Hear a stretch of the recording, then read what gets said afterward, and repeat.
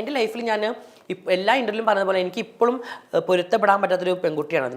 എനിക്ക് എൻ്റെ ലൈഫിൽ ഒരുപാട് പേര് എന്നെ വേദനിപ്പിച്ചിട്ടുണ്ട്, ഒരുപാട് പേര് എന്നെ സങ്കടപ്പെടുത്തിയിട്ടുണ്ട്. പക്ഷേ അവരോടൊക്കെ ഞാൻ മാപ്പ് കൊടുക്കും.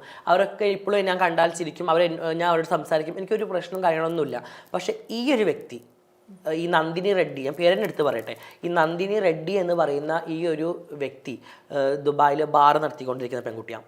ഈ ഒരു വ്യക്തി എന്ന് പറഞ്ഞാൽ ഇപ്പോഴും എൻ്റെ കൺമുമ്പിൽ കണ്ടാൽ വെടി വെച്ച് കൊല്ലാനുള്ള ദേഷ്യമാണ് എനിക്കിപ്പോഴും. അതെനിക്കറിയില്ല. എനിക്ക് ഒരിക്കലും ആ ഒരു കുട്ടീനെ കുറിച്ച് പറയാനോ അല്ലെങ്കിൽ ആ ഒരു പേര് കേൾക്കാനോ ഒന്നും, ഞാൻ എല്ലാത്തിനും ബ്ലോക്കാണ്. എല്ലാത്തിനും ഞാൻ ആ കുട്ടീനെ കാരണം എന്നെ കാണണ്ട. എനിക്ക് അത്രയ്ക്ക് വെറുപ്പാണ് ആ സ്ത്രീയോട്. കാരണം ഒരു സ്ത്രീ ഒരു സ്ത്രീ എന്താണ് എന്നുള്ളത് ഞാൻ ഭയങ്കരമായിട്ട് ലേഡീസിനെ അല്ലെങ്കിൽ സ്ത്രീകളെ, അമ്മമാരൊക്കെ റെസ്പെക്റ്റ് ചെയ്യുന്ന വ്യക്തിയാണ്. പക്ഷെ ആ ഒരു പെൺകുട്ടിക്ക് എനിക്ക് മാപ്പ് കൊടുക്കാൻ പറ്റില്ല. അത് ഞാൻ മരിച്ചാലും എനിക്ക് ആ കുട്ടിക്ക് മാപ്പില്ല.